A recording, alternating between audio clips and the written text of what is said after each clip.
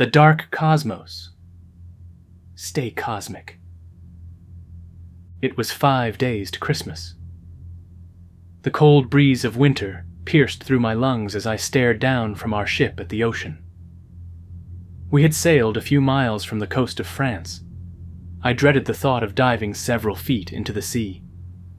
We were all kitted up for a deep water dive, and the time had finally come. It was freezing cold out here, but I had a mission, and this was an opportunity I may never get again. We held our breaths as we dove into the ocean.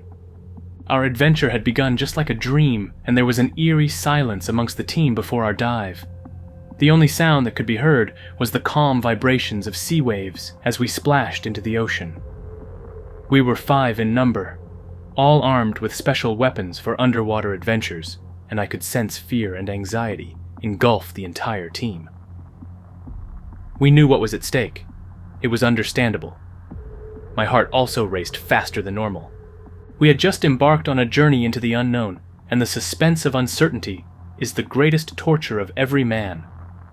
I had left my wife at home, but she understood what I was getting into, and she was in full support, but I hoped to make it back for Christmas in one piece. I was expecting my first child, and this was the 9th month. It could happen at any moment. This was our first ever contact with such a massive alien structure, and an argument had earlier ensued aboard the ship amongst us, whether it was a spaceship or an asteroid. We never got to a conclusion. We would soon get to find out anyway. And besides, anything was possible. I had stumbled on a structure in a secret lab at CERN. A book containing art and research about a time machine lay beside it. Even though the technology in the lab was well designed, I thought it was just a hypothesis, but now the possibility of an actual time machine wasn't far-fetched. We had descended several feet to the bottom of the ocean when we sighted our prize. It looked more massive than it appeared on video, and more unearthly. We all exchanged glances before drawing closer towards the massive pod-like object. It was well crafted, and we were now certain beyond doubt that this was no asteroid. It was something more. It looked like a large pod. Just then, a strange thought invaded my mind as I stared at the entire team. I immediately noticed something. "We are all dispensable," I mused. I swallowed hard as I felt a tiny tingling in my chest. Did they perhaps know that Clark and I have been working with external agents and feeding them with information about the secret experiments carried out at CERN? I knew Clark. We have been working covertly together for years, but we had to put on the act of strangers.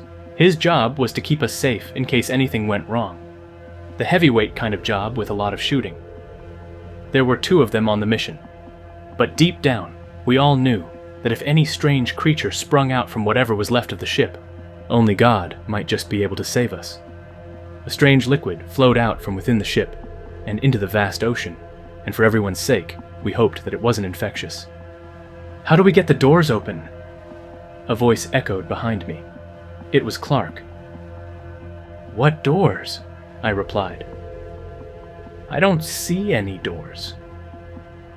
I stretched my hands towards the strange object on instinct, and it seemed to pulsate and sink deeper as I pushed further. I noticed what was happening and swam closer when I was suddenly swallowed into the ship and emerged inside. It was a path that led deeper into the ship. I turned and attempted to return, but the wall was as hard as rock. The rest of the team trooped inside in the same pattern. We knew we would eventually have to find a way out, but we focused ahead on the task. A greenish goo flowed from somewhere within the ship-like structure. It was the same liquid we had earlier seen outside the ship, but it didn't look harmful. Or so we thought. Besides, we were well kitted against extreme biohazard occurrences, so we marched on. Surprisingly, there was no single trace of water in the spaceship, which didn't seem logical as the pod-like structure had fallen thousands of feet from space before crashing into the sea. The ship should be wrecked. "Everyone, watch your 6, Clark whispered. "This ship should be wrecked, but it doesn't look as though it just fell from the sky, which also means that whatever it was carrying might still be in here." He continued. Everyone nodded in understanding. We knew what he was trying to say, and we braced ourselves for anything. We continued deeper into the ship, and I took a clip of our every action. Everything about the ship felt unreal, and we all still had our oxygen masks on. We weren't sure about the nature of gases present in the strange pod, and we didn't want to take any chances. We arrived at a massive room filled with pod-like structures which hung high above the room. What in God's name? Our jaws dropped when we sighted what was within the pods. The pods seemed like some sort of cryogenic storage chambers, because the entities looked too large to be newborns. We couldn't be sure anyway because we had no idea about their method of reproduction. This was otherworldly. I couldn't contain my surprise. I could hear loud gasps from the rest of the crew. I exchanged glances with Clark as we proceeded further into the area. My curiosity flared up. I knew it, I whispered underneath my breath. I knew there was more. The aliens in the pod were not the only surprise. They also had prime technology beyond our farthest imaginations, and were much more advanced than what we had on Earth. They were a mockery of our level of technological advancement. My eyes widened when I spotted something in the distance. I would recognize that structure anywhere. It was the same structure I had seen in the lab at CERN a few days ago. Another time machine? I muttered. I struggled to wrap my mind around the strange coincidence. Why did the aliens have another time machine similar to the one I had seen in the lab? I asked myself. Or did it perhaps serve another purpose to them? Several thoughts began to plague my mind as I stood in childlike wonder. Did CERN plan all of this? My heart skipped a beat. I knew that this was too much of a coincidence. They had been studying about these particular species for years, and now they were here. We had spent several minutes in the strange pod-like object when Clark stepped on something, sending a resounding echo throughout the room. I could swear I saw something move in the dark space above us, and I instantly narrowed my sight towards the area. Suddenly I saw it again. Something definitely moved above me. I couldn't get a clear glimpse of it, but the pounding of my heart was enough warning. Bang! Another sound. I jolted back in shock as everyone in our team exchanged glances. Well, not everyone. My colleague Dave had gone deeper into the ship and away from our sights. I stared closely back above into the dark, and my eyes were unexpectedly greeted by an odd sight. Something hung above us in the dark, watching us closely, its shadow reflected on the walls of the ship. As I held my breath in panic, I retreated slowly towards the door in shock, as though I had just been captured in some sort of trance. What were we expecting anyway? I thought. We had walked right into Hell's Gates, and we expected not to get burnt by her flames. "Watch out!" Clark's voice echoed throughout the place. A loud shriek was heard from a corner in the room, followed by audible screams of one of the scientists. It was Dave. I stared at Clark, who was now racing towards me with dread all over his face. He had seen something. The others followed instantly, screaming at the top of their voices. Whatever they had seen was scary enough to make them run and scream with such terror. I took another glance at the pods which hung above us. They seemed to be opening up. This is not good. I let out calmly. That was enough signal, and I didn't need a soothsayer. It was time to go. I turned immediately, racing out of the room. I was, however, caught with a new challenge. We had not discovered a way out yet. I stared down at the green goo which was still flowing steadily on the floor of the ship. I followed its motion and hoped that it would guide me to an opening, perhaps. Clark and the others still raced out behind me. They had earlier gone much deeper into the room. I was still not sure what I was running from, but I didn't care.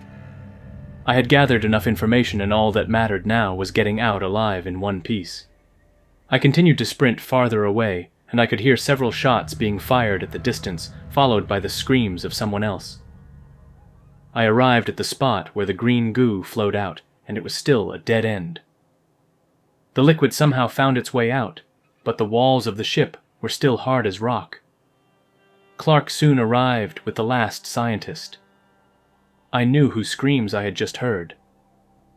"What did you see?" I asked, but they were both in shock and they stared blankly at me. Clark proceeded to fire several rounds at the wall of the spaceship while screaming atop his voice in an attempt to blow open a hole in the spaceship and get the hell out. But the walls didn't seem affected by the gunfire. Loud noises emanated from the far end of the passage. We knew what was coming.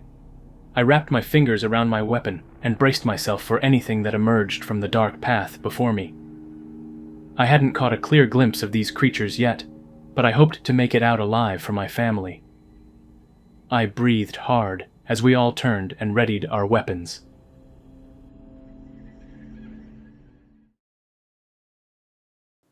"3 days ago. They lied to us. We are not alone in the multiverse, and they have known for decades. They have been studying the thriving civilization in the multiverse beyond our galaxy. Yes, a multiverse. A few universes exist beyond our sphere of reality. A few days ago, the Large Hadron Collider, LHC, at CERN was activated. And although it was stopped halfway due to a few worrisome predictions, I believe something else happened that day. Something dark and unseen. The tension and terror on the faces of a few of the scientists were enough to raise questions in my consciousness. As you all know, I have been a scientist at CERN for decades, and my new promotion grants me access to top-secret research in the organization. Something was born that day, and they know it. There was a recent crash in the Atlantic, not far from France, and I'm still investigating for a connection. An otherworldly structure descended from space and plunged into the ocean. The media is trying to cover it up, but I have seen the clip and it is real. They are hiding something, and I know it. I have gained their trust, and I intend to know what they are hiding. In a meeting today, I was chosen as part of the 5-man team to dive deep into the ocean at the site of the crash and investigate the sinister-looking object which descended from the heavens. This is a Class 5 top-secret mission, and I would be dead if they found out that I have established communication with an external source about this. I have to go now. I will report my findings after the investigation. Godspeed." 24 hours later. A man in a leather jacket stood at the alley, watching little children skate on the frozen ice in the distance. He chuckled at their innocence. It reminded him of his early days before his demons came clawing. He could hear the loud orchestra from an Orthodox church at the far end of the street. "Ah, St. Louis," he mused. His head danced along with the sweet melodies of the Christmas songs. "Joy to the world," he sang along as trickles of snow hugged the ground. The scent of fried chicken hovered in the air, and he longed for a bite. He groaned when he heard soft footsteps stroll towards him. His trained ears picked up the sound from a distance. He would know those footsteps anywhere. He rose from his seat and turned around. It had already begun to get dark. "Bonsoir." A man in a tuxedo strolled towards him, motioning for a handshake, but he refused the gesture. He had seen the strange object descend from the sky in a clip, and he knew that they were going to come around, asking him to help them do another of their dirty works. "Mission?" he asked. "A man escaped the event at the crash site, and I don't want him speaking about whatever he saw to anyone. His name is Wong. I'll get other details across to you shortly. You know what to do," Dr. Williams said. The assassin nodded and disappeared into the nearby crowd. Present day. I had made it out alive, but I now had a much bigger challenge. I had the recorded footage and the world needed to know, but I had just received a text a few minutes ago. My family was in danger. I was caught between two choices. They wanted the video clip in exchange for my family, but I knew that was an obvious lie. They were going to kill us all immediately when they got their hands on the video clip. What have I done? I had dreaded this moment for a long time. I never wanted my family to get involved in this. I wasn't even sure whether they knew that I was working with the United States government. I was a bit reluctant to send an update on my findings to my true employers. Several thoughts swirled around my mind as I drifted back to what had happened on the ship the previous day. We had readied our guns and were prepared to shoot at whatever sprung out from the dark path in front of us when the walls of the spaceship gave way as several men in advanced suits trooped into the ship. They slaughtered every single creature in the ship, as though they had been training for years. These men obviously had prior knowledge about these new alien visitors. Their weapons looked highly advanced. I had joined them in the fight. But I was knocked unconscious by one of the aliens, but just before I shut my eyes, I caught a glimpse of a last disturbing act. Some of the men turned on us and shot at what was left of my team before retreating out of the ship. They had probably presumed that I was already dead. Somewhere in Venice. The maritime city of Venice was home to thousands of tourists from around the world. My wife sat patiently in the empty room with her hands on her baby bump. She prayed earnestly in her heart that the baby would just hold on a little while longer until she was out of the place. The assassin paced around the room. He was disturbed about something and seemed to be having a bad day.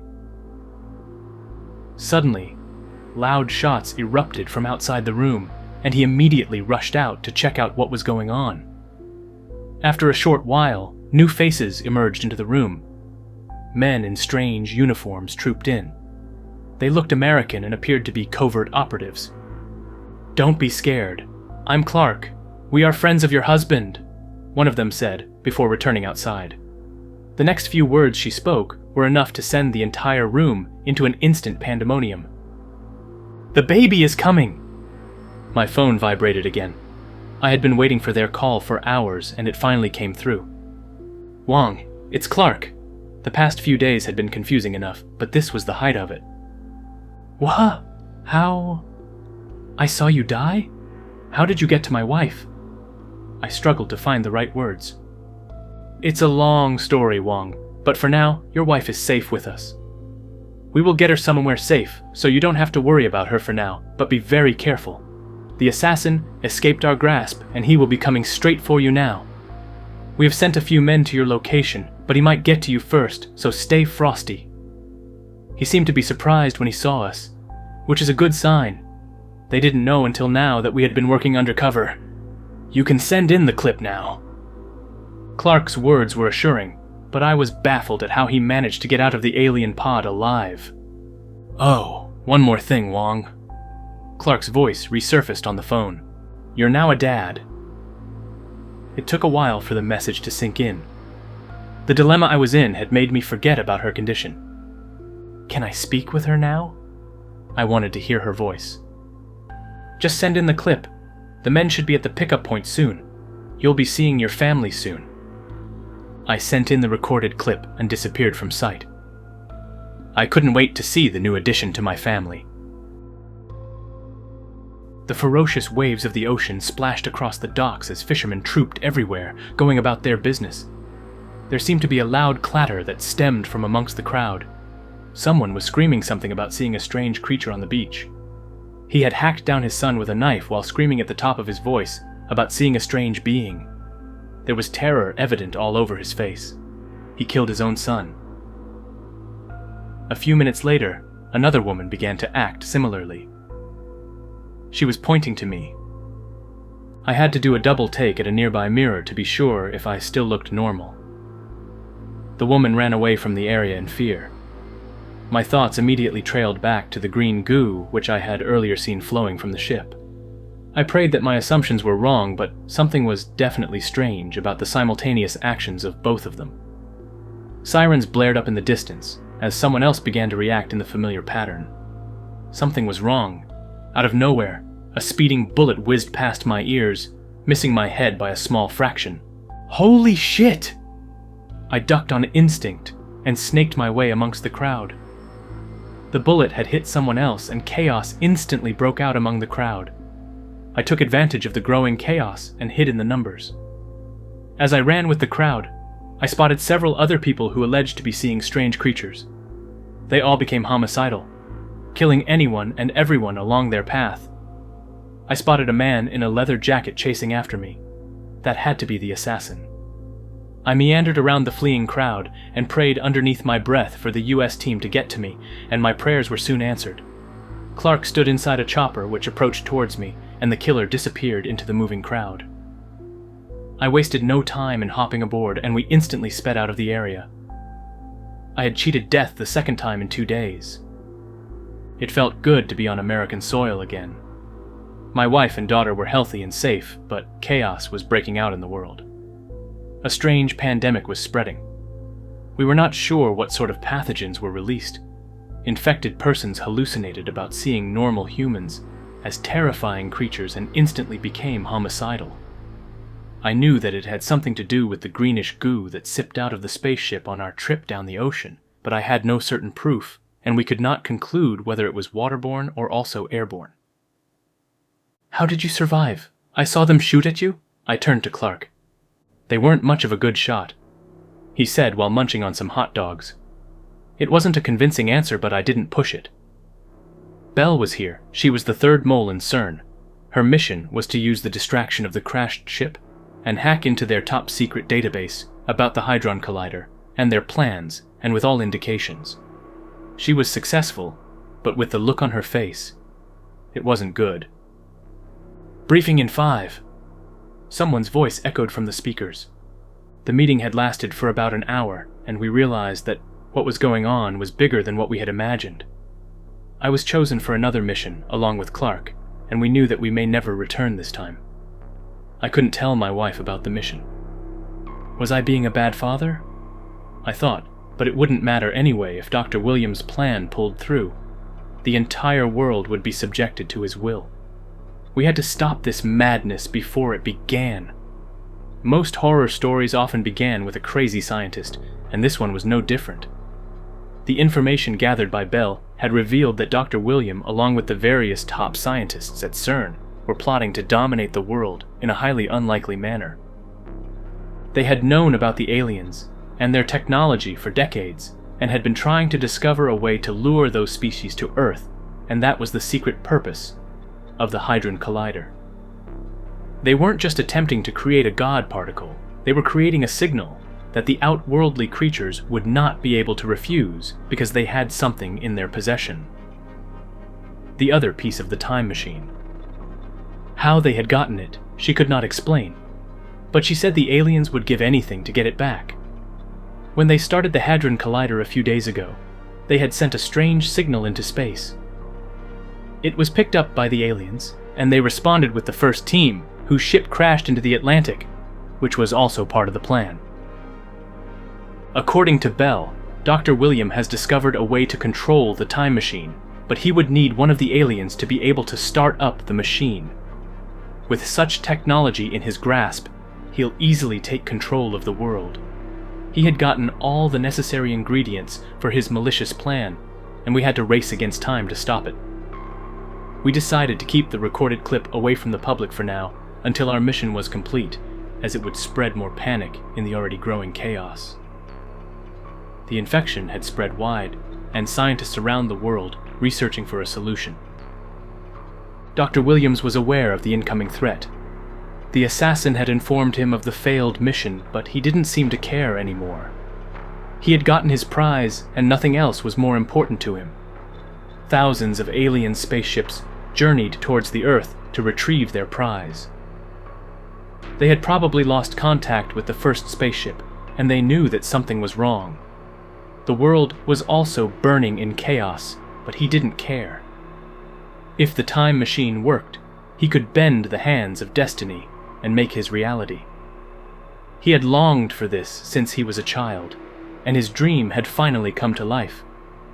Years of planning and research had been put into this moment, and he would not give it up for anything. "I am the new God," he whispered, smiling to himself as he watched the second piece of the time machine being set in front of him. It had been retrieved from the crashed ship. He stared at the sinister-looking creature, which was wound up a few meters beside him. It was about 6 feet tall, and it was greenish. The device only recognized its makers, and so Dr. William needed the alien for the startup. They could not communicate with the alien species, which made it more difficult. The time travel device was about 10 feet tall, and could fit a truck in it. It looked like a portal of some sort, and was circular. Dr. William proceeded to launch the device with the help of the captured alien as massive energy pulsated around the it. Certain connections were made, and he was set to go in. He had studied the laws which governed time travel, and he knew what to do. The other scientists stepped back, but Dr. William remained in front of the device, laughing aloud with pride. I hold the power of time in my hands. I am the new god. I am what the world needs. He screamed at the top of his voice as he charged towards the portal, which had now formed a deep, dark haze. His fellow scientists had warned him that they needed more study on the device to ascertain its safety before use, but Dr. William had waited too long, and his curiosity was at its peak. Everyone was terrified of the device. Despite years of research, they still had little knowledge about it, and the vast possibilities of what could be achieved with the device seemed to scare them now. But Dr. William had exhausted every ounce of patience and wanted to know. Clark suddenly lunged out from a hidden corner in the lab and tackled Dr. William to the floor just before he jumped into the dark hollow of the device. Dr. William was old and was no match for Clark's well-built arms. The rest of our team trooped in quickly through different access points. We had infiltrated the entire place, and Dr. William was left defenseless. Everyone at CERN seemed to have changed their minds anyway. The alien suddenly broke free but did not attack anyone. It remained still, watching everyone's movements for a while. Belle instructed everyone to stand down. It then motioned towards me. It was trying to tell me something, but I couldn't understand what it was saying.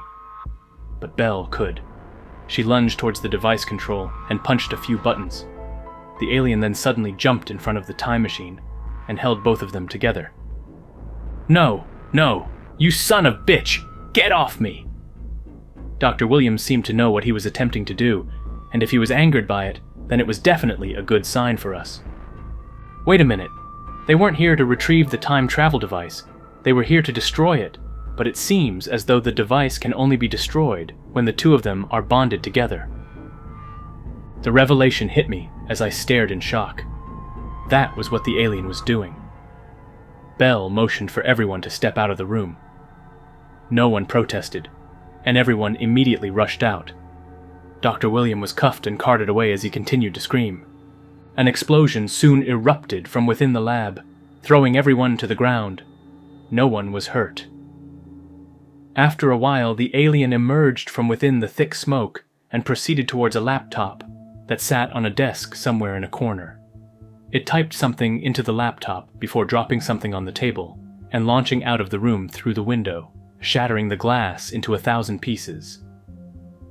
I rushed towards the laptop and stared at a sticky substance which it had left behind before shifting my gaze towards the text on the screen. I was amazed. It looked to be an archaic language. I turned on the translator. 6 words now appeared recognizable. "Destroyed device. Cure left. Going home." I understood what it meant instantly as I shifted my gaze back to the substance on the table. A cure for the pandemic. It had destroyed the device, and it was returning home. It had completed his mission. It was probably going to tell the rest of his kind that the mission was complete. Hopefully, they would return peacefully to their world. Our world may never know what happened this day, but a few of us will carry this memory and look out to an adventurous future, because we knew that there was a thriving civilization lurking somewhere beyond our galaxy. I shifted my gaze towards the sky. Somehow, we believed that only humans were capable of good, but this alien had just proved us wrong. Not all of its kind were good, but unlike the ones we had met on the spaceship a few days ago, it chose peace. Hey sci-fi horror fans, if you enjoyed this story, make sure to give it a thumbs up. A huge shout out goes to our official members of the channel. We appreciate you all. Craving for another scary tale? Click that video on your screen.